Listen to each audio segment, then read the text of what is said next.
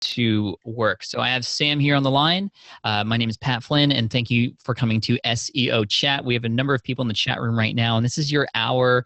We're probably going to go over an hour a little bit to answer as many SEO questions as we can. And while the questions come in, Sam, why don't you talk really quick in case people don't know who you are and what company you work for? Why don't you share a little bit about yourself and kind of how you came to be an SEO expert? Sure. So I've been doing SEO now for 18 years. Started helping my mom with an eBay business back in the late 90s and have just kind of spiraled down into the SEO world from there. Currently, I actually have two jobs. So full-time job, I run growth for a new fintech startup called Tomorrow. And then my side hustle, which is Voodoo Marketing, I do SEO audits and strategies. Very cool. So Voodoo Marketing, VUDU marketing.com. Sam did the SEO audit for Smart Passive Income very recently. It's already been very helpful for me. And if you all didn't know, there's a giveaway going on right now for one of these audits that Sam will personally do for you. I will be paying for that for a lucky winner. If you go to the link that I'm about to drop into the chat right now, you'll be able to sign up, and you have 7 days to sign up. And there's potentially other ways that you can gain more entries by sharing it if you'd like, but I'm going to drop in a link right there. And if you click on that and put in your name and email, you'll get entered into the drawing for the sweepstakes. So again, thank you for doing that, Sam. I really appreciate that, and I'm sure everybody does as well. So why don't we get right into it? So guys, if you have any SEO related questions, go ahead and type them in. There is a Q&A box, but actually, if you prefer, go ahead and use the Q&A box. So what happens is you hover over the mouse, you hover your mouse over my face there. It'll open up a window on the bottom that says Q&A, or a little toolbar. Hit Q&A and you can ask your questions there. That way we can sort of manage them as we go along for everybody. And then general chat, just have at it in the chat room there, which is accessible in the same area. But in the meantime, Sam, let's talk a little bit about what we talked about in our episode together while we wait for these questions to come in. You know, what's this, if I were to ask you, what's the state of SEO right now? Like, I think, you know, one thing that we all can agree on is that Google's just trying to make things better for people who are searching for stuff. But what does that mean for us as content creators? Like, what are the big rules that we must pay attention to when it comes to content creation and getting search engine rankings right now today? For sure. I'd say the state of SEO, like always, is in constant flux. But moving in the same direction. So Google's always trying to get better and better at answering questions, sometimes before you even know the right question to ask. And in terms of website owners trying to get more SEO traffic, really it starts by thinking about usability, right? Google's trying to make sure if somebody asks a question, they get to the right content, and making sure that your site and the pages that you want ranking reflect that your content effectively answers those questions, that those questions and the related keywords are used in the right places, that the page is mobile friendly and loads quickly regardless of what device it's on, making sure that you're doing your part to push it out and get people to link to it and share it and help you distribute it, right? Like, all of those things are core components of SEO, and you'll get a lot of bang for your buck just out of that set. Now, if somebody were starting from scratch and building a website right now with no following, you know, they're eventually going to get to that point where they can have an audience and they can start sharing it and all those kinds of things. Where would you recommend somebody who's just straight up starting today on their website? What are the things that they should do to set themselves up for success as they begin to build out their site? For sure. If you're building it on WordPress, start by loading in Yoast. So by far the most popular SEO plugin, and it'll help you to get a lot of the most basic pieces correct. Title tags, meta descriptions, can help with good effective internal linking, good URL structure. It can even help with some of the more complicated stuff like robots.txt files, redirects, that sort of thing. But that would be your first pass, is getting the technical side in place. The second would be to make sure that you understand your audience really, really well. So doing your research, looking at who's ranking well in your space currently. You could dig into a tool like Answer the Public. We talked about that on the podcast to help you understand the types of questions that people are asking. But really, I mean, it's not that hard to reverse engineer SEO and figure out what you need to do just by looking at who's already there, right? If the top 5 pages, if everybody has at least 2,000 words of content on that ranking page, all right, you know what your baseline is to get up there. If you plug those sites into a tool like Moz or Ahrefs, and it shows you that all of those sites have at least 5,000 links coming into them, then again, you have a pretty fair baseline to play in that space. And you can just, bit by bit, you can pick into how these people are doing it and what you need to do to close the gap. If that makes sense. Right, exactly. And so you mentioned a number of tools there. Answer the Public is one of them. I'll share my screen really quick if I can, just to kind of show you what that's like, because that's been really useful for me actually since I've been using it. I don't know if, Sam, can you see my screen? I can. Okay, and can you see Answer the Public right now? I can. Okay, yeah, so don't get creeped out when you come here. There's like this guy who like licks his teeth and stuff. It's kind of weird.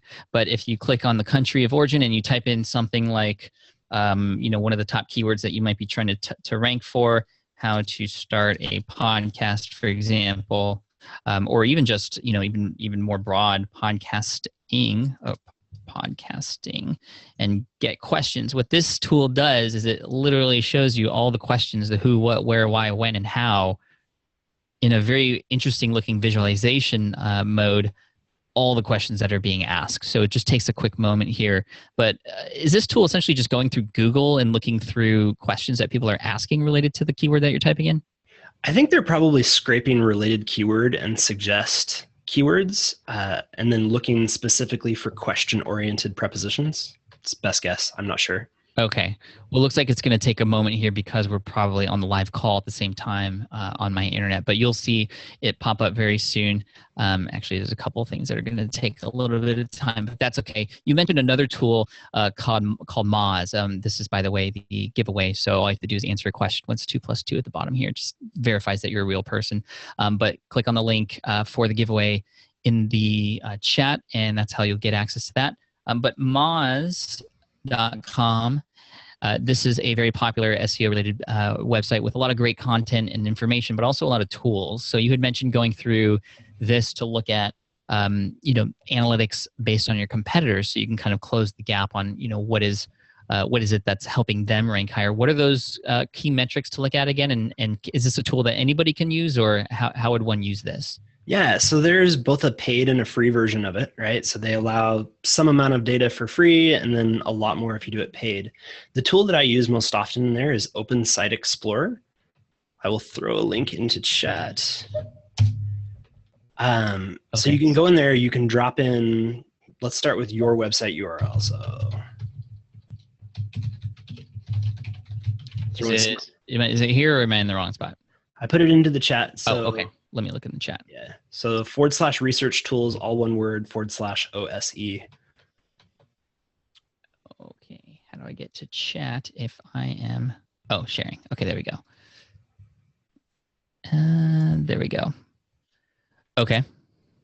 So drop in whichever URL you want to start looking at. It could be yours or a competitor's. Hit search. Yep. And then on the left-hand side, you see compare link metrics. Okay. So if you click that, and then you can click add URL, and you can add in up to 4 other sites to compare against. And it'll give you base level data for that specific page, for that subdomain, and for your entire domain, for things like how many external links do you have? How many different linking root domains are pointing to you? It gives you an idea of what percentage of those links are followed or not followed. And so you can use this as a snapshot, particularly for link data, to understand how competitive a space is. So if you want to rank for the word smart passive income, you go look and see who's ranking there, and plug it in here and be like, all right, well, if I'm going to outrank them for that word, here's what I have to do. And in some cases, right, like some sites have thousands, hundreds of thousands, millions of links. And so there may be some spaces that are too competitive to jump into fresh. So does that mean you don't even try to get into that space, or can one be a little bit more creative in the way that they start to get traffic for people looking up similar terms? You would want to try and find what terms in that space don't have those players ranking for them, something that they haven't already gone after. But I mean, if you have, like, if the top 5 or 10 people are all top tier sites, like on Moz, let's say they have domain authorities of 60 plus, right? Like that's a long slog to build up enough links to outrank them. Mm-hmm. So if they're ranking for a keyword you want to go after, it'll be tough to get in that spot. Yeah, but you can find related keywords that they're not optimized for and then go after those instead. Got it. Okay, let's go back to this really quick. For whatever reason, in public is not doing what I want to. Let's do passive income then, just to kind of want to show you all what that looks like. Oh, okay, this one looked like it came in a little bit quicker for some reason. So here you can see all the how questions. How is passive income taxed? How passive income works? So these are all different, for example, articles that I could create or pieces within a single article that I could create. Why is rental income passive? What is passive income for tax purposes? K1, all that stuff. Here's prepositions. So this is using passive income first in a sort of search related to it. And then finally, it gives you a lot of other related things related to passive income, which is really, really interesting. So, okay, those are some really cool tools to use. Thank you for sharing that. What I want to do is go back to the chat here. There's already been a couple questions put in, and a couple in the Q&A box, and a couple in the chat. We'll make sure to try and not skip any of them. And again, thank you guys for being here. So Diego asks, let's answer this one live first. He asks, I know nothing about SEO. What are the most essential aspects of SEO I need to focus on? So this is similar to a question that I had proposed earlier, but if you can answer in a more general term, Diego, or like what are the one or two things that when a person is building their brand, putting their website up, what two actionable things can a person do? You had already mentioned the Yoast SEO plugin, that which helps you sort of through the back end, the sort of metadata related aspects of SEO. But in terms of other things, what essentially can a person or should a person do? So making sure that the on-site like keyword-centric elements are in place is critical. Making sure that technically the site's good, it loads quickly, right? But aside from those, the single most impactful thing you can do is get people to link to your content. I mean, for good or ill, it's still the biggest ranking signal. Mm-hmm. And so that's a whole nother conversation. There are so many different ways you can go about getting links to your site. But one of the simplest would be to use a tool like Moz, check your competitors to see who's linking to them, and then try and figure out how they got that link. Is it a site that takes guest content? Do they have a contributor option? Is it something, do you have a relationship at one of those sites that you could leverage? Mm-hmm. Is there something else you could do for them that they'd be willing to trade? Like, that's probably the easiest way to start getting links other than just producing amazing content.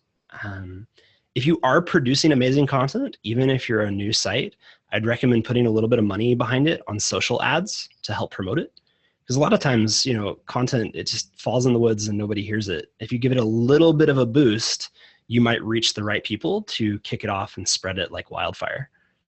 Yeah, I've seen people spend anywhere between even just $10 to $15 to boost an article or send ads to an article or a podcast episode or some piece of content that is going to be really helpful. I've seen that, like you said, kickstart some really good viralness for those things, because sometimes it just takes a few people to really take hold of it to then kind of help spread it even more. So I really like those ideas. So that answers Diego's question. Thank you for that. Here's one from Zoe. That is it a good idea to have keywords in a domain name? Does it make a difference? Thank you. So it's not as big a deal as it used to be. I mean, once upon a time, having an exact match keyword in your domain name was a big deal. Mm-hmm. It can still help a little, but I wouldn't go out of your way to do it. I mean, I'd rather have a short, easy to remember URL than a long keyword rich one any day, right? Something that people will remember that you could actually brand. But if you already have one, it's great. Yes, I think for brandability, it more than anything, it helps now, not for SEO necessarily, but kind of in an indirect way for SEO, if that makes sense, Sam. Like if you have a descriptive domain name that describes exactly what it is that you offer, for example, and people link to that, it'll be easier for them to remember what to link to, and that sort of thing. But totally. It's not necessary. You actually just mentioned something that's helpful. So if you do happen to have a keyword-rich domain name, when people link to your brand name, so in your case, smart space, passive space, income, Mm-hmm. people link to you using the brand name like that, you now have a keyword-rich link. So you get a lot of those. And in some cases, having too many keyword-rich links like that can hurt you. But when it's your brand name, you can get away with it. Okay. And on the other side, I mean, there are people who have built brands that where you listen to the domain name and it makes no sense at all, yet they're still ranking really high for things like viperchill.com. Like, what is a viper chill? Is that like a cold snake? Like, I have no idea what that is, right? But he's ranking for viral marketing and all these other things. You know, this is Glenn Alsop from viperchill.com. So it's not necessary to have that that keyword in the domain name anymore, like you said. So thank you for answering that. Here's a question from the chat room. I want to make sure I get these so I don't skip over them. If we have multiple websites, should we combine them into one to increase our SEO? I'm guessing this is content kind of that's all related to each other on different sites. Would it be wise to put them all into one website, or would that even matter? Maybe. It's a big question. It depends on the different sites. It depends on if one or any of them have SEO problems, penalties. Have you done bad link building to it? Anything you shouldn't? It depends a lot on how well linked to they are and what kind of traffic they get. Like if you have two sites with decent amounts of traffic on each, they've both been linked to a fair bit, you haven't done any sort of shady link building or bad SEO tactics, yeah, it actually might be beneficial to combine both because the sum of the two can be greater than the parts. But it would be very situationally dependent. And if you were wanting to combine them, what would be the best way to do that? Pick maybe the best one and have the other one kind of be redirected to it, or? Yeah, you'd want to map out the pages on each and decide which one you want to be your final site. You'd want to make sure that you set up 301 redirects, pointing the content on the site that's going away to the most appropriate place on the new site. So wherever you're moving over the content or merging the content into something similar. Without the redirects, you lose any SEO value on that old site. And they have to be 301 redirects so that you actually pass that value. Perfect. Thank you. Okay, here we go. From Michael, does Google have a kind of checklist we can use to make our site a, quote, good site? Sort of. I'm pretty sure there's still a Google guide to SEO floating around out there. I don't know when the last time it was updated. Probably the most useful thing, though, if you want to know what Google considers important from an SEO perspective, every now and then their quality rater guidelines get leaked, and I'd put parentheses around that. Like I think Google leaks them. Their quality rater guidelines will tell you exactly what their human analysts are looking for when they manually review a site. So go to this site, look for this thing. Do you see this? If you see this, it's bad. If you see this, it's good. And so you can read through that. It's a pretty long document, a couple hundred pages, but it will give you a very thorough understanding of how Google thinks about your site and from the perspective of quality. What is that called again? The Google Quality Raters Guide. I can see if I can find a link to it real fast. Cool. Nice. Good question, Michael. Thank you for that. I also know that Google Search Console, correct me if I'm wrong, Sam, but is a great thing to get hooked up on. If you're not already, it'll give you some, like a good pulse on how Google is reading your site, if there are any errors, what you're ranking for. A lot of times Google Analytics isn't good enough because they're showing you a lot of untracked data versus Google Console will give you more precise data related to search engine rankings for different keywords and where you actually rank on a search engine's results page and other important and helpful information. Is that right, Sam? Totally. Google Search Console is very helpful, gives you a lot of insight directly into your site, and Google will flag things in there that are issues, some things. Another good spot, if you're just trying to learn the basics of SEO, there are a few different sites that have great guides. So Moz has a beginner's guide to SEO. QuickSprout has a number of different SEO guides. Distilled, distilled.net, they have an SEO training program. It's like $49 a month, I think was the last time I checked, but it's got a lot of video training on SEO specifically. But there's lots of resources to learn from. Very cool. Just like today is a resource for everybody who's here. Exactly. Let's see here. This is from Matt in the chat. How do you set up a CDN for an SSL secure site to speed things up. There's also another question about SSL certification and whether or not that's needed. Any thoughts on SSL? Well, now that the US has decided to sell your browsing data, it would probably be a good idea to switch your site to HTTPS. So using an SSL certificate essentially means that an ISP could see that you went to that site, but not exactly what was done on that site. So what was searched for, which pages were looked at, that sort of thing. Setting up a CDN for a site like that is really the same as setting up for any other site.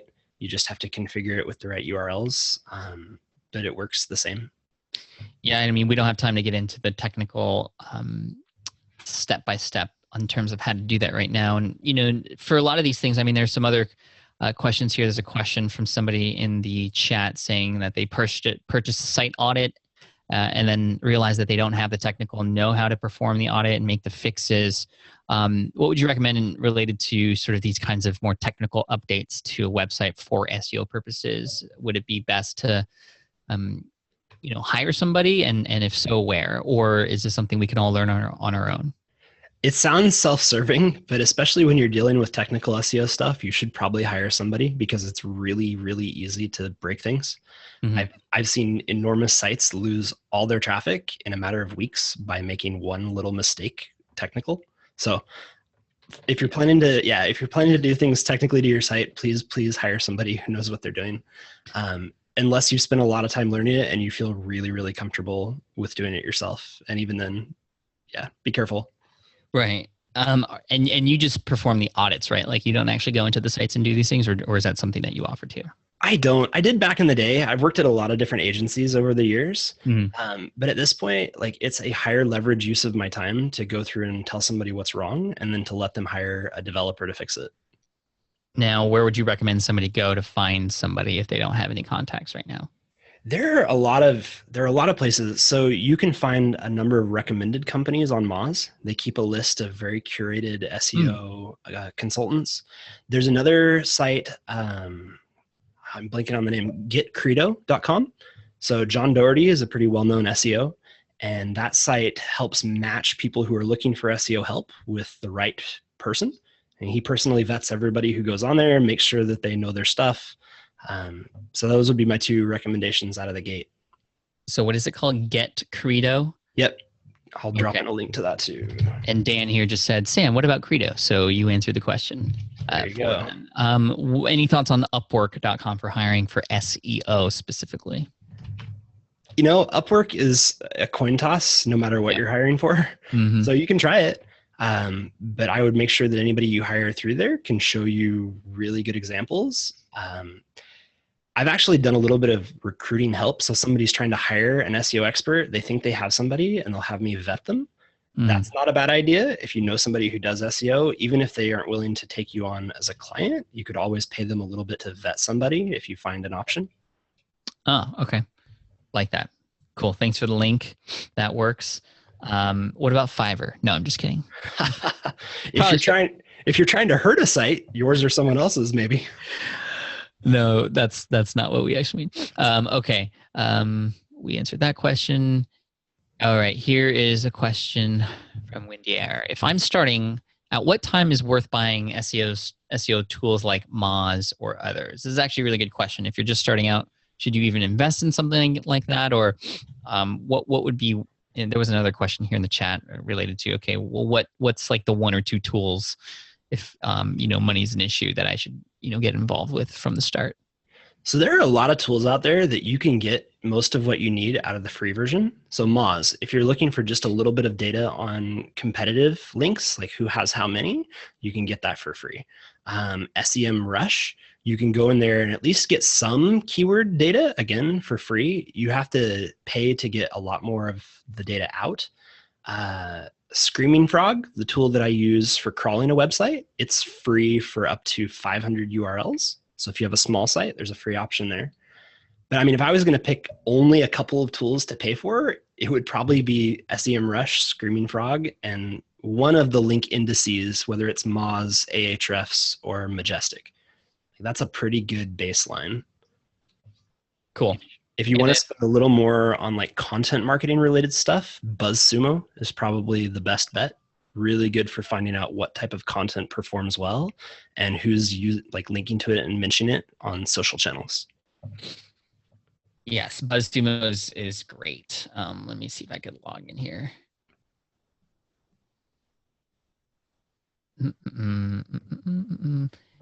Okay, let me see.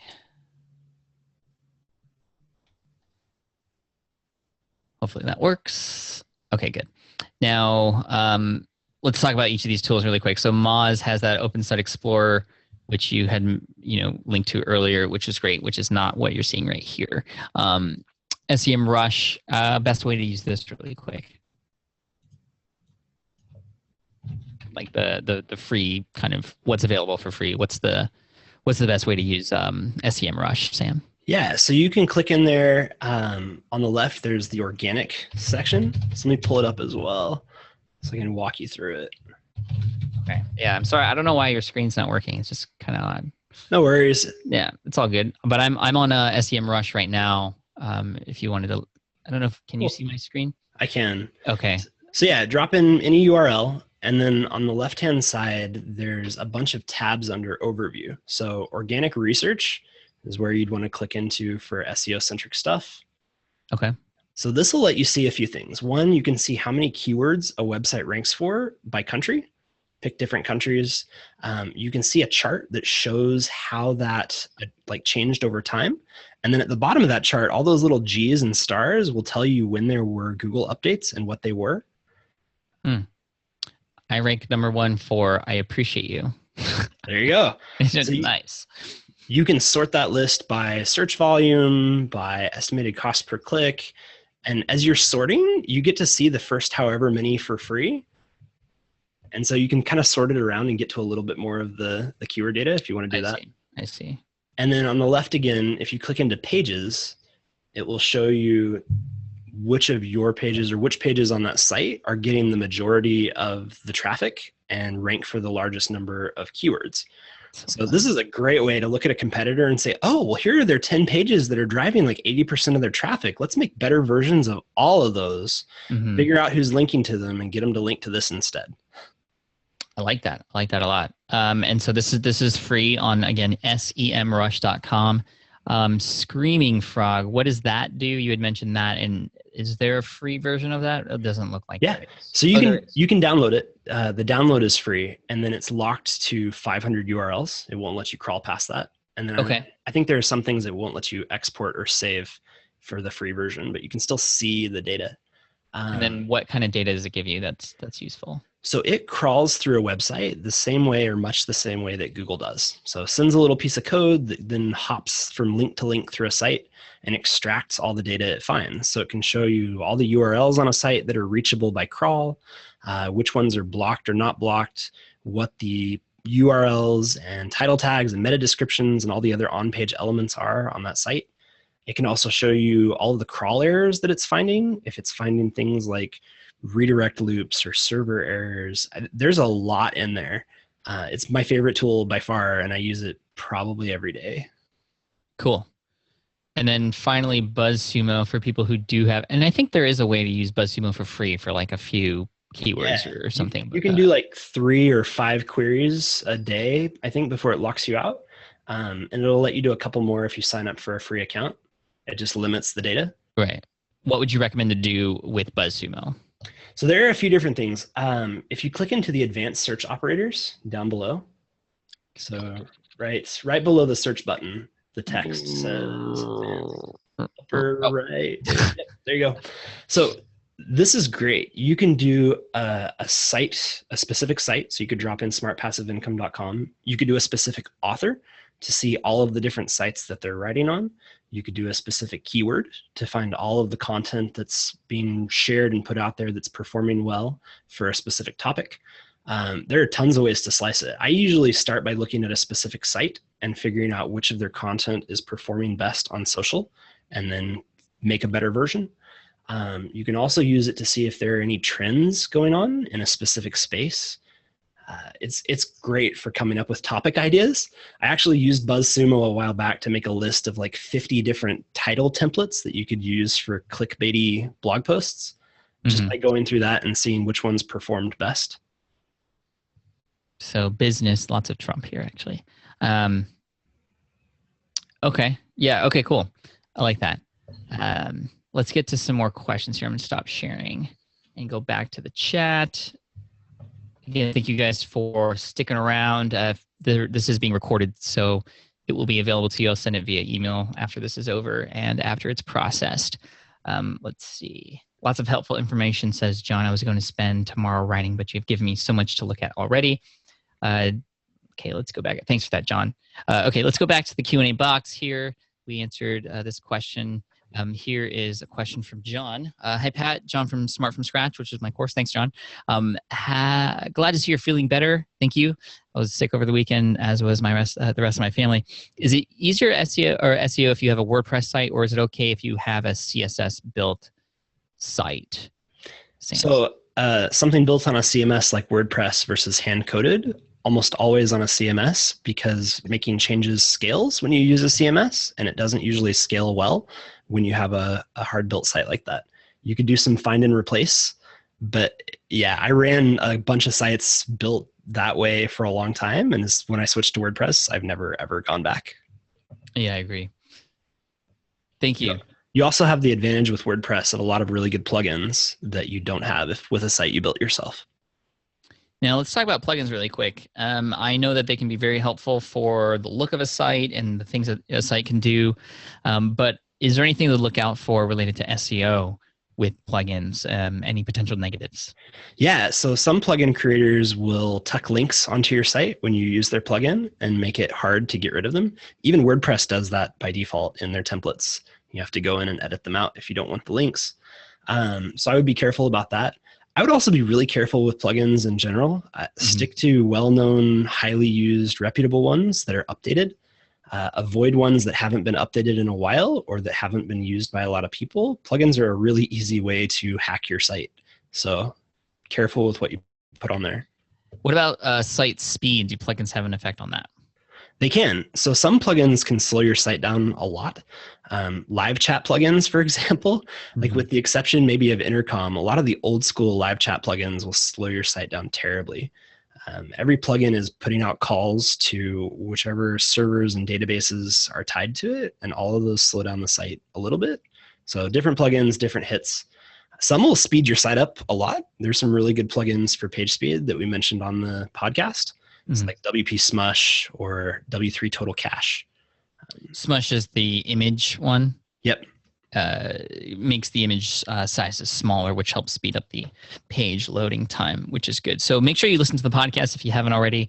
smartpassiveincome.com/session261. I'll put the link in there for everybody to listen to, because we talk about all this kind of stuff and more in that episode. And so there's the link there. Let's go ahead and answer some more questions here. This is from Owner. Should we bother with trying to format for SEO for Bing or Yahoo, or just stick with Google?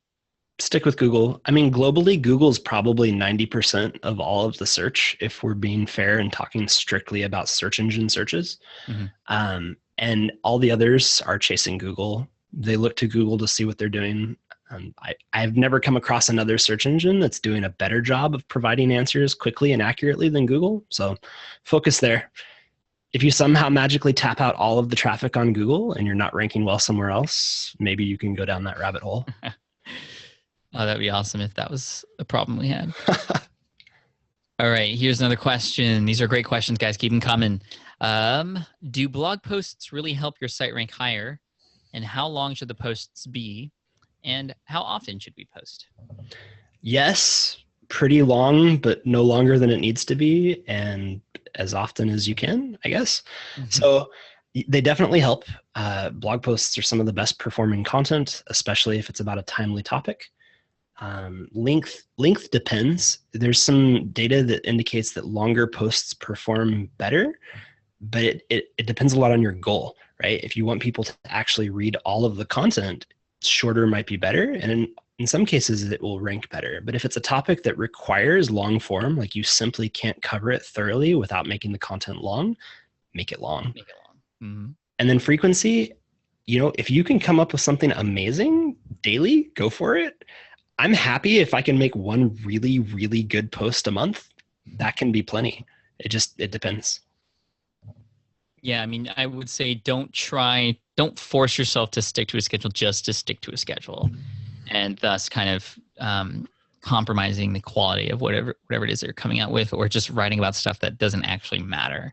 I would much rather focus on quality and answering questions for sure, even if it's not, every day or even every week. Yeah, like I mean, I started off blogging a long time ago just to get stuff out of my head, and I didn't care. And now I don't sit down to write a post unless I have a very specific purpose behind it. Are people looking for this? Is this going to answer a question that I don't feel is currently answered? Is it the type of thing that somebody would share or refer to repeatedly? And if not, I just don't bother. Love it. Here's a follow-up question in the chat. How do you keep long posts that are large due to lots of images? How do you get them to load quickly? So, I have a number of these, and they include a number of screenshots and images and all this stuff. It's quite a bit in terms of size. How do we, besides, decreasing the size of the images, are there other things we can do to help that page load quickly? Or is that, if it's a long post, it's just a long post? So technically, you could post load a lot of those images with Ajax. So you could load the main page and the first few images and, page complete. And then as people scroll down, start bringing in additional images and content, or preload it, load the first part of the page. And once that's complete, start loading in the second ones automatically. So it's there as they scroll. There are a few different ways to do it, but. Is that what's called lazy loading? Yeah, lazy loading, post loading. But Ajax is one way to do it. You'll see it a lot on sites nowadays. Like you just infinite scroll. So Google search results, Twitter, all of those use infinite scroll, and that's what they're doing. They're loading that first chunk and then queuing up the next batch, and so on, so that they don't have to load everything at once. Does that affect SEO? Because if the user doesn't see those things initially, does that mean Google doesn't see those things initially? Therefore, those keywords, long tails, and it won't count toward it, or can they actually see everything? They'll see before it. They'll see it? Okay. Yeah, Google can process pretty much all JavaScript at this point. So they will render the page exactly as a user would see it, including scrolling, as long as you've set it up correctly. Cool. Question from Matt. If I write a lot of content about the same subject, is it okay to use the same keyword for multiple posts? It seems that Yoast doesn't like this. I don't recommend it. I mean, and again, it's another one of those depends. If you're writing 2 or 3 posts that address basically the same topic or hit it from different angles, that would be better as one long informative post. If you just happen to talk about a lot of different aspects of a specific industry, those may require different posts. But you don't want to cannibalize pages. If Google hits your site and they see 3 pages about the same subject, if they have to try and figure out which one of those they should be ranking, they probably won't rank any of them as well as they should. And then the links and social shares, right, are getting spread across 3 pieces of content instead of bundled into one. Great point. Thank you. For sure. Okay, Mihal says, and we answered this already, but this is important in case anybody hadn't heard yet. What is the best suggestion for SEO plugin for WordPress? And yes, Mihal, we talked about Yoast SEO for sure. So that's in case anybody watches this later or comes on later. Yoast SEO would be the WordPress plugin to use for giving yourself the best chance to rank well with SEO. All right. Answer Windier's question. How does Google tailored searches affect ranking, and what can we do about it? So can you define what tailored searches are, and how does that affect our rankings? So I assume she means Google's personalized search. Yeah, I think so too. Yeah. So Google is trying to take all of your data, browsing data, sites you visit, things you've bookmarked. Like that's why they have Chrome. They made Chrome so that they could capture a lot more of your data after you get off of Google. So they're looking at all of that and trying to show you search results that are really, really relevant. So if you search pizza, right, they're going to show you pizza places that are right by you. If you search auto mechanic, they'll show auto mechanics right by you. Mm-hmm. If you have a tendency to go to a handful of sites when you're looking for a certain type of information, anytime you search that information, they'll give preference to those sites in your search results. So this can affect you a ton. In general, Google will show a mix. Your search stack is going to be partly personalized and partly new stuff they've found or things that you haven't seen yet. But yeah, I mean, in some cases, it could be dramatic. I think one of the biggest ways, though, that this affects SEO is in the very much old school concept of tracking rankings. So there's no such thing as a static rank. Like you don't rank number 12 for this keyword. Like you rank number 12 for that keyword sometimes, and number 5 sometimes, and number 40 sometimes, and it varies. It depends. And so like a lot of people are still trying to track their rankings, and it's messy. It's one of the things I like most about Google Search Console is the rankings they show in there are an average across all of the positions you showed at over that period of time. I see. So what can we do about it? Is there anything we should change, or should we just keep going, as normal? No, I mean, make the best content you can. If you're focusing on a specific location, make sure that you've optimized the page for that location. Personalized stuff comes into play a lot with local-centric queries. But yeah, it doesn't really change the way you should approach it. Love it. Okay, guys, if you're asking questions in the chat, make sure you ask them in the Q&A box instead. It's a little bit easier to organize, and we can make sure we get through all of them. So thank you for that. Okay, another question from Michal. And this is a good one that I have as well. And that's let's say I have a podcast and I do podcast transcripts in blog posts. Is it better from an SEO perspective to have them attached in a PDF or include the transcript text within the blog post, or maybe both text in blog post and PDF? What would be best? Both. Have them on the page so that Google can read it and it adds additional content and weight to that page. And then have an option to download the PDF so you can capture an email. All right, that answers that, and I have some work to do now. It doesn't. I mean, here's the thing: if you were to, I mean, those are long, right? Totally. Like tens of thousands of words sometimes. Can that have a negative effect on you at all? I haven't seen it. I've seen sites do really well with that. It gives a lot of content for Google to crawl and index on that page. It might be wise from a usability perspective to put it inside of a collapsing div so that it isn't auto expanded on the page by default. Like you have to click a button to view the transcript on the page. But it's good. A page that has a ton of content about a specific subject, it ranks better. Try and make it pretty though. Yeah. Yep. I hear you. Okay. Well, that answers that question. Thank you. Thanks for asking that, Michal. Okay, here is a question from Steven. Steven, is there a good plugin for lazy loading? Not that I know of. There might be. If you wanted to do lazy loading, how would you go about doing it best? Would it be going back to this hiring question like we talked about earlier? Yeah, getting a developer to make sure that your site works that way. I'm sure there's a WordPress plugin for it. Not that I've used. It looks like there are a couple. But yeah, so again, if you're on WordPress, you could test out one of the plugins. It looks like there's one pretty well-rated one called Lazy Load. But beyond that, my recommendation would be to find somebody technical and just make sure it's done right. I've seen sites that use Ajax to do that didn't do it right. And so Google just gets a blank page. And you can see what Google's getting inside of Google Search Console. You can have it fetch and render a page, and it'll show you how Google is rendering and viewing that page. Mm-hmm. So if it shows up normal for a user and you see a blank page for Google when you do that, you've got a problem. Got it. Thank you. All right, next from Paul. If you're doing SEO well, what is a realistic progress regarding moving up the ranks? So I guess expectations, for example, if you were to make changes, how soon until you see results? What kind of results can you get? Depends on the site and the industry and the competition. I mean, I've seen 20-year-old websites with millions of visits a month double their traffic in a year. I've seen brand new sites do way more than that, right? Your initial ramp up, you can go from nothing to hundreds of thousands very fast if you build the right sort of content. But in general, I would not expect it to be rapid. I wrote a blog post a long time ago called Doing SEO the Warren Buffett Way. And that's the right way to approach SEO. This is a long-term investment. It's going to compound over time. Don't expect it to be fast and rocket-like. Love it. Can sites built on GoDaddy or other website builders still rank high? I don't see why not. I mean, as long as they're coded well. Like hosting it on GoDaddy shouldn't matter at all unless you're on a really bad shared server that affects your page load speed.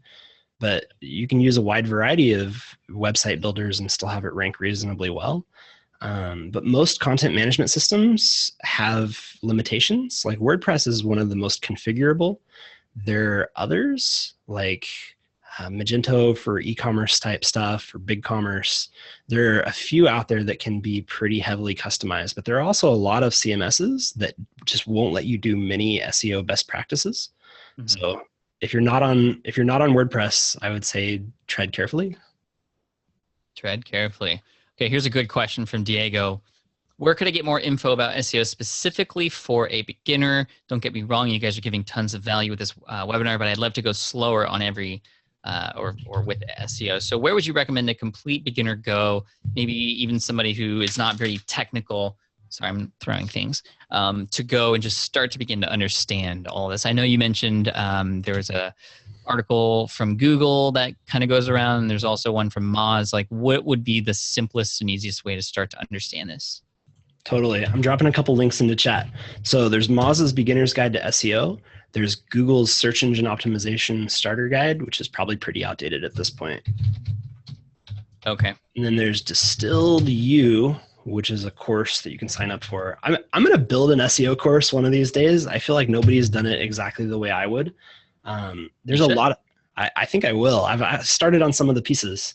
But yeah, so the problem that I've always found with learning SEO is that it's very disjointed. You will find little pieces of information all over the place. Mm-hmm. There's a lot of misinformation. There's a lot of people who will say things, they think they're correct, and they're talking about correlation and not causation. Like things happen to happen at the same time, and so they said it's this and it wasn't. So it's difficult to learn linearly. You have to kind of hop around. But by far the best way to learn is to pick a basic guide, read through so you feel like you have an understanding over the simple stuff, and just start doing it. Build out a website, build out content, and figure it out as you go. Love it. That should help Diego. All right. Tom says, it's not really a question, but he says, Pat, podcast transcript to blog posts is what I do for a living. It works, especially for increased keyword rankings. Thank you for validating that for us. Wendy Air says, can you tell us good strategies to build backlinks? Now, there's hundreds of different ways that you could do this. Of course, there was a post written on SPI. I'll get the link here while Sam answers related to building backlinks in 2017, which is really good. I've actually already put a lot of those into practice, and they are working, which is fun. But I'm curious to hear, Sam, do you have any specific top 1 or 2 strategies for building backlinks to share? So more links. I'm dropping more links into the chat. It's going to be a link-heavy chat. Yeah, I'm going to make sure I save all these before I sign off so I can share these later on. So there are tons. Some of the low-hanging fruit, they're kind of heavily used, but you can still get some success with.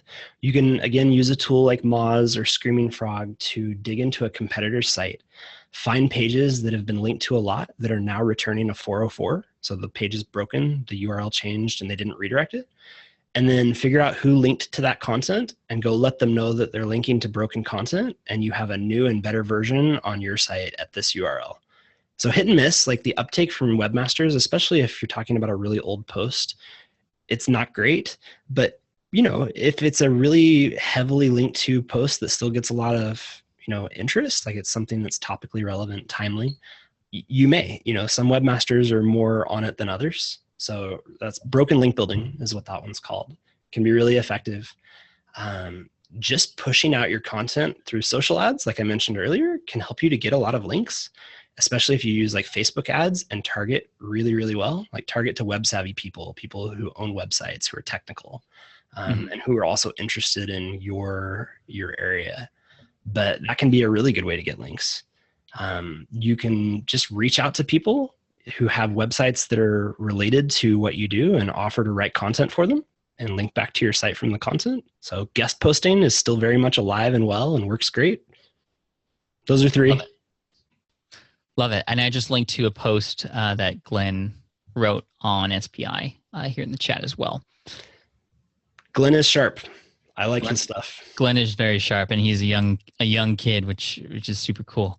Let's see. Mihal says suggested plugin for lazy loading is BJ Lazy Load. So that's another one that you could potentially use based on that recommendation. Thank you for that, Mihal. Awesome. John, going back to my question about WordPress versus CSS, is there or are there any articles written on it by either you or Pat or anyone else you know of? Oh, I don't know. I'm sure somebody's written about it, but really, like, the distinction comes down to scale and integration of tools. So if you manually build out a site with 1,000 pages and every single one is hard-coded and you're not running it from a CMS, what happens when you want to go and change internal linking across your site? It's not simple, right? You have to go into the code and do that on each page, or maybe find and replace, but then you're going to probably end up missing stuff. Mm-hmm. And then the other piece is that you're missing out on all of the plugins that make that sort of thing easy. So I'm sure there's articles. I don't know any off the top of my head. I'm sure you can find them out there, John. So apologize, we don't know that right off the top of our heads. Here's another one from Paul. How is Adobe Business Catalyst for SEO? I've actually never heard of that. So it's been about 5 years since I've done anything with that, but at the time it was abysmal. Oh, it's been around for 5 years. Okay. Oh, it's been around. Yeah, it's been around a long time. It's gone through. This is like a new thing. No, it's gone through some different iterations. What is it? It's just a CMS, but an expensive one. Oh, really? Okay. Like anything Adobe has, right? Like, it has way more than it needs to. It's extremely complex. Mm-hmm. And there's some stuff in there that, at least at the time, you couldn't do SEO wise, right? Like, hey, I want to add schema tags to my site. Sorry, can't do it. Hey, I really want to set up, this special custom redirect. Oh, I can't do that either. Yeah. So maybe it's better now, but yeah, let me know. Cool. All right, here. Do you prefer BuzzSumo over the Ahrefs Content Explorer feature, says Dan? So I haven't really used Content Explorer on Ahrefs much. I've just used BuzzSumo for a long time. Maybe it's better. I'll have to try it. Cool. If you are on the Shopify platform, can you give any best practices for SEO? So, Shopify store selling something e-commerce, what could one do to, rank high for certain keywords? So I'm pretty sure Shopify at this point has most of the key SEO stuff buttoned down. But again, so Shopify falls into the bucket of a hosted CMS. So it's not something that you load up on your own server and run your way, like they're doing that. And whenever that's the case, there are usually limitations on what you can and can't do. So I know that their SEO is decent. Like, there are a lot of Shopify sites that rank well. I'm pretty sure there are SEO specific plugins available for Shopify that are great, but most of the same best practices are going to apply there as anywhere else. But there may be a few things that you can't do on Shopify that you could say on WordPress. And I would guess it comes up with technical stuff. So I usually run into issues off of WordPress, especially on hosted CMSs like that, with things like redirect rules, adding custom code to some pages, that sort of thing. Cool. All right, Jeff asks, we have a few more minutes for a few more questions, so keep them coming, guys. You guys are doing awesome. We're almost finishing up here. Jeff asks any advice for building affiliate sites in 2017? So a site that can be built to recommend or promote another person or another company's product. Any thoughts on that? Are you kind of familiar with, or are there any differences between affiliate sites versus selling your own stuff? So I've dabbled with affiliate stuff in the past. It can be really hard. A lot of the spaces that pay the best or the most saturated, there are still some niches. I mean, I just heard from somebody today that, selling supplements in Japan is a really good affiliate business right now. So if you find the right niche, I guess you can still do well. I would just say with affiliate stuff, like, try and add as much value as you can. A lot of affiliate sites do the bare minimum. Mm-hmm. And if you go above and beyond, you're much more likely to do well with affiliates than not. Yeah, I mean, I've talked about affiliate marketing a lot. It's been a primary mode of income generation for SPI for a while. There are some, if you go to affiliatemarketingthesmartway.com, that'll redirect you to a page on SPI that'll give you a guide on sort of my best practices for affiliate marketing. And that'll give you some stuff that you can incorporate into a website for really doing well with affiliate marketing, Jeff. So hopefully that helps. And again, that's affiliatemarketingthesmartway.com.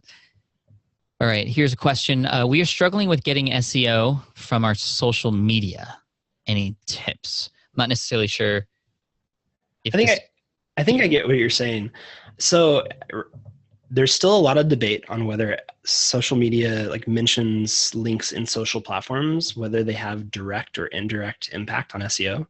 They seem to have at least indirect impact. They affect it to some degree. Mm-hmm. It really comes down to engagement. So if what you're doing on social media is not getting engaged, either you have the wrong audience or you aren't putting out the right content. But if people are engaging, you put out a post, it gets shared a lot, liked a lot, people are commenting, that's really good active content. I'd be very surprised if it wasn't helping whatever's being referenced. Cool. Dan asks, what are a few common yet surprising SEO issues you've encountered during site audits over the years?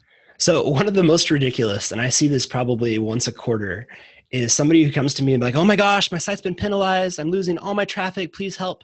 And I go and look at their robots.txt file or their code on their page, and they've somehow blocked their site to search engines.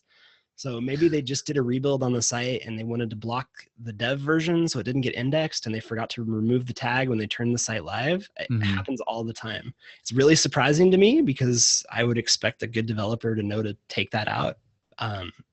But I still see it way too much. That's really funny. I mean, not funny for... It is pretty funny, but not for their business. Yeah. But okay, so let's say that were to happen and you accidentally sort of sandboxed your website for a while and then Google sort of stops ranking your stuff. Like, can you recover from that? And how would you? You can, not always. It depends on how long. So if you were to block your site to search engines and you left that in place for an extended period of time, say months, there's a chance that you'll lose all of the value that you built. So I've seen that happen to one site. If it's short term, like, hey, whoops, it was like that for a couple of days and we fixed it, your traffic will come back. Google will be recrawling your site. They're going to be recrawling the links that point into your site. So it's not a huge deal if it happens short term, but long term can be an issue. All right, question from Jim. Any advice for keyword research in terms of ideas for content, tools, strategies? We've already mentioned one that I remember. Answerthepublic.com is a great one, Jim, because then you can take the exact questions that people are asking in and around the topics that you're talking about and directly turn those into different kinds of content on whatever platform or platforms you're on. Are there any other tools that can help with content ideation, Sam? So yeah, I mean, like BuzzSumo, SEMrush, all of the ones that I've mentioned so far can be used to help you come up with content ideas as well. Like there's data in there on that. My favorite is just to go start Googling for stuff that you want to write about and see if what shows up is crap. And there are way too many spaces that are like that. Like if you want to go out and try and find a new, really comfortable mattress, go do some searches around that. Like there's a lot of really garbage content, templated stuff, low quality, biased things. And there's only a handful of sites, like Sleep Like the Dead, I think is one, that have done a really good job in gathering together what seem to be thorough and unbiased reviews. But overall, they're just spaces that are a mess. And so if you're searching for something and you can't find content that answers your question to your satisfaction, that's a good spot to create some content. I like that. Susan is in the house. Susan asks, for a website that strictly promotes video, a vlog, for example, which I'm guessing would typically embed a YouTube video, right, Susan? Any suggestions for strengthening the SEO value on that particular page? Transcript. So having a transcript of your video can help a lot. In your video or sort of underneath your video in the blog post? Underneath in the text on the page, not in the video itself. Google, so when you load in a video to Google, like they're machine learning through that video to create their own transcript. Even if they haven't posted it up on that page, like they still have it on the back end because that's part of how they decide what that video should rank for. But actually putting it on the page makes that a lot easier for humans and search engines. What if it's a video that's not necessarily content driven but more entertainment, like a music video, Susan says? So in the case of a music video, try and write content that's related to what's in there that lives on the same page. Try and make that page a resource, something useful. But again, like that's the type of page. If it's video only and there's no other content on the page, it's less likely to rank unless it's a really popular video and that's the only place where it lives. Does a YouTube video always outrank its blog sister or brother post? Not always, but almost always. Mm-hmm. Interesting. Yeah, I mean, I would always recommend putting it up on YouTube because, you know, bigger audience is better. But if you're going to put it on your site, you may want to use like Wistia or something else to host the video on your site. In which case, Google may index both versions of your video in search results and link to them both, which is great. More real estate is better. Cool. Well, Susan says they use Vimeo, so it's essentially the same thing that you had just talked about. Cool. Let's see.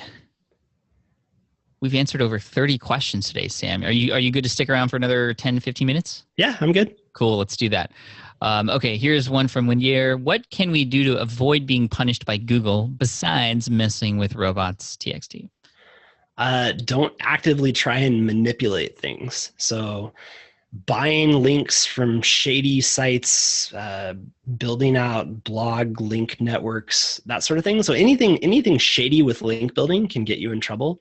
There are exceptions. There are exceptions to every rule. There are some things you can do that are against Google's guidelines that work really well, but they're still risky. Mm-hmm. So in general, I would recommend following their guidelines unless you know enough to know when to make an exception. Don't copy other people's content verbatim and stick it on your site. Not only is plagiarism bad, but it can get you penalized for having duplicate content. Don't create an ad-riddled site that has very little good content or that has a poor user experience due to many, many pop-ups. Stuff like that can get you in trouble with Google as well. I mean, in general, like think about it from the perspective of a person going to Google to do a search result. Like I'm looking for something. I need an answer. I need good content. And if I hit your site, am I going to be disappointed that I hit that and immediately leave? If the answer is yes, then you've done something that's going to hurt you with Google. Makes sense. Okay. Oh, there that went.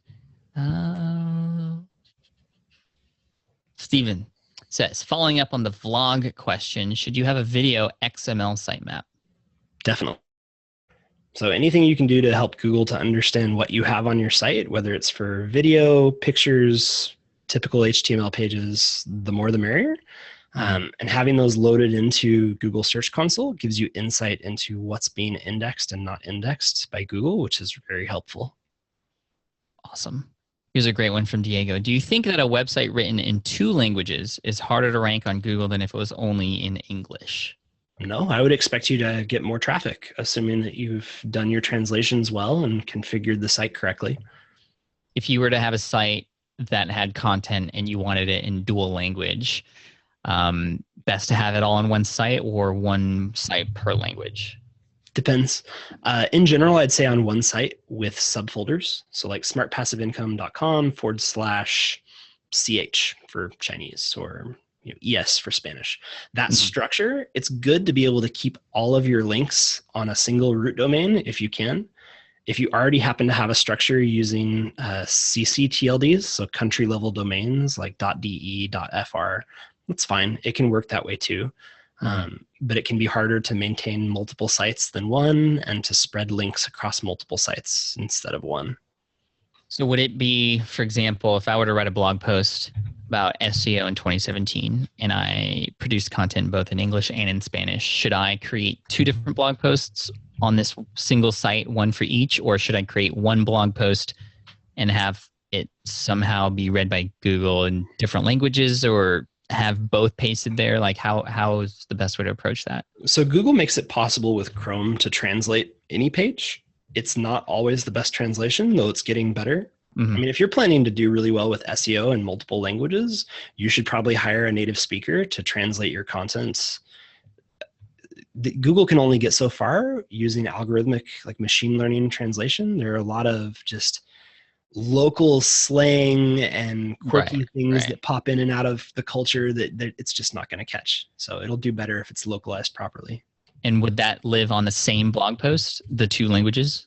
So you'd build your site structure so that there are separate pages. Write one blog post, have it translated. Translated version lives at a different URL. Cool. Perfect. Thank you. Okay. What is the absolute best way to get a blog post to rank high or to help your page get higher? This is a tough question. What's the best way to go about it? Absolutely best way. Get a lot of people with really high authority sites to link to it. So, if you have a dream list of 50 people or 100 people that if they mentioned your site or linked to it from theirs, that would be gold for you. Go out and try and get them to link to it. Mm-hmm. Your hit rate might be really low, but it'd be very high leverage if it worked. Love it. Josh is asking, is it okay to curate content according to Google? You have to clarify what you mean by curate. So, Josh, if you could do that, that would make sense. Because curate, there's many different meanings of it, right? Like, are you just simply taking other people's content and linking to them in one post, for example? I mean, that's a form of curating content.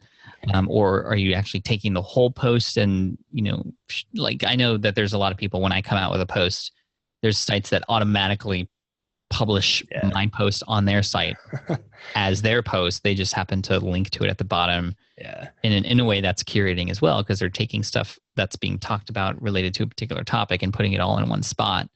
So if by curate you mean syndicate, yes, if it's done the right way. So if you're just copying somebody's content, that's not good, especially if it's against their terms and conditions.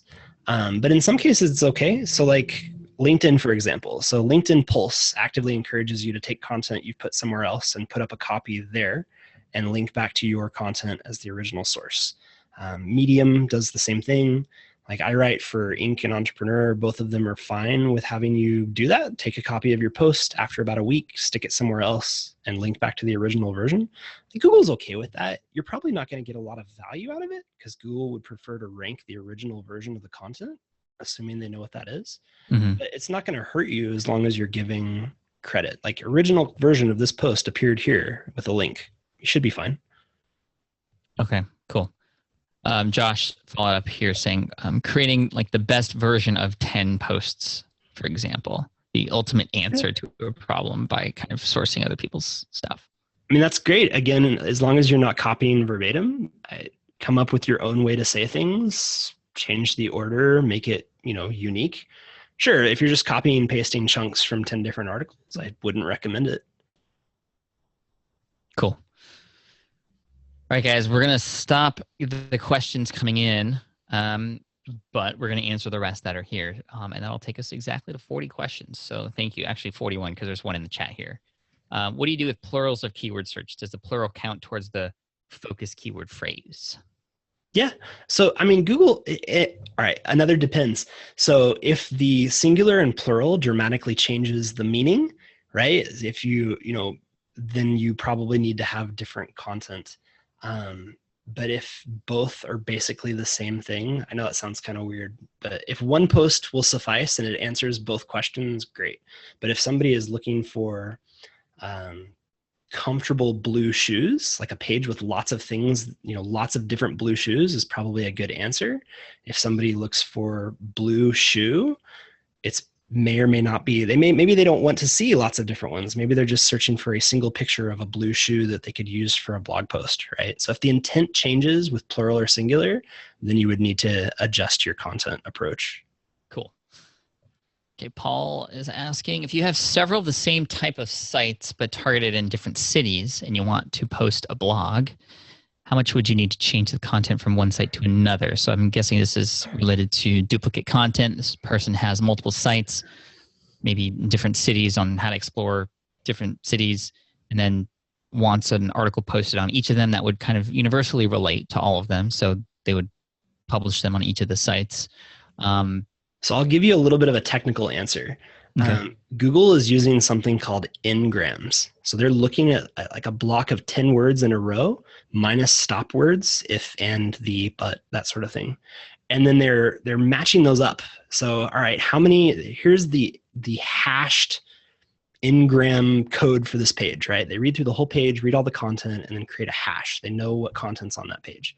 And then they're looking for the degree of similarity to other things. So if you have a very, very high percentage of similarity between your content and content that lives on another page or another site, Google will view that as duplicate or partially duplicate, and it gets weighted downwards, or so it seems. So I would always recommend making your content as unique as possible. You'll get more mileage if you do it that way. I realize that it's not always easy to scale that, but that's the best way to do it. Cool. All right, almost done here. Again, thank you, Sam, for taking the time out today to hang out with us. For sure. And for also doing the SEO audit, which I'm going to link to in the chat one more time here below. If you sign up there, you'll get an entry or more into the giveaway. Sam's going to be doing an SEO audit for one lucky person, and we're going to name the winner next week. So you have a whole week to do that. So I just put the link in there for you. Now here's a question from Matt. In the Webmaster Tools or Google Console now as it is, do you have to add the different versions of your site? For example, www.patflynn.com or the HTTP and then the HTTPS. You should you should only have one version of your site that's live, and you can get away with adding only that version into Search Console. If it's somehow possible to get to multiple variations of your site, like maybe HTTP and HTTPS are both live, adding both in there and then going into the one that's not the version you prefer and telling Google, hey, point this one here. Like that could be a good reason to do it that way. Generally, I would recommend claiming all the variations. It can't hurt. And in some cases, you'll see information you wouldn't get otherwise. So maybe somebody's accidentally linking to the wrong variation on your homepage, and that wouldn't show up in your main Search Console, but you would see that data showing up in the other one. So can't hurt to put them all in there, but you don't absolutely have to. Cool. All right. One more question. Do you see this question? Yeah. Who would be better at SEO, Dwight Schrute or George Costanza? It's Dwight from The Office and George from Seinfeld. Would you like to take that? That's funny. I'd go with Costanza just because I like Seinfeld better than The Office. But I'd go with Schrute. I mean, think about all the amazing resources he's working with there. I'd go with Dilbert. Dilbert would do better. And then he says, Pat, would there be copyright issues writing an article around this, i.e. using images? What do you mean, Dan? Around who would be better at SEO? So I think he's saying if he used images of those characters from the shows, be careful. Copyright law with images, like there's some wiggle room with fair use, but you should generally be careful if you're putting an image on your site and you don't have the legal right to use that image. So right. If you can find it on Wikimedia Commons and you link back to it as the source, you're probably fine. Same with Flickr, Creative Commons. Yep. And then also you could purchase an image of each of them if you wanted to, I believe, through iStock Photo, which is going to be really expensive because they're of celebrities. So yeah, you might not want to do that. Or maybe topically, like you'd be totally fine writing that article topically. Cool. And then from anonymous viewer, no question, lots of great content. Thanks to both of you for sharing. We'll listen to the podcast afterwards. Awesome. So smartpassiveincome.com/session261. It's the latest one that just went up on iTunes. Sean says, will you be providing the links in the chat somewhere after the webinar, or do we need to copy? If you want them now, copy them. I will be copying them myself and holding them and putting them in a place where I will be linking to the replay and the links as well. So you will have them eventually. I just need to wait for the the replay to process through Zoom and all that stuff. So thank you, Sean, and Dan. Great, guys. We're at the end here. Thank you so much. I appreciate you. Again, make sure you subscribe and sign up for that giveaway because it's going to be great. And listen to the podcast episode 261. We talk a lot more about SEO there. And one of you will be hearing from Sam very shortly in the next week or so, maybe a little bit after a week. But you're going to win that SEO audit, and obviously he knows what he's talking about. And so anyway, Sam, thank you so much for coming on today. Appreciate you coming on live. This was a lot of fun. This was sort of experimental. This is actually something, guys, the last thing I want to ask you in the chat, this is something I'm looking to do more of, these sort of live kinds of things with guests who've just been on the show. Like, A, does this make you want to listen to that podcast if you haven't heard it already? And B, if you did hear that podcast, was this sort of follow-up helpful and interesting to you, or was it kind of repetitive? I think because we're answering questions, it's going to be good, but I'd love for you to comment on that before we leave, because I am experimenting with other ways to serve you guys. So Wendy says, live is awesome, especially a playback when we cannot attend. More of that. Yes, I want to listen to the podcast. Great. Okay, so this was a very cool experiment. It's not done on Facebook Live because I don't have yet the ability through Facebook itself to have a guest come on, but I'm sure there are ways that will be possible in the future through third-party tools. That is possible now. So I will likely continue to do stuff like this as more content comes out in the future. But hey, guys, thank you so much. Sam, any final parting words to all the SEO hopefuls out there who are trying to make it? Keep at it. I mean, learn as much as you can. I think there's still plenty of room to get ahead, and try and pay attention to where you think Google is going and get there, right? Things like voice search, anything ahead. If you can get ahead of where other people are, you'll have a huge advantage. Cool. Love it, Sam. Thank you so much. I appreciate you, and I'll reach back out to you next week after we select the winner, and then I'll connect you guys. Awesome. Thanks, Pat. All right. Thanks, guys. Take care, everybody. Cheers.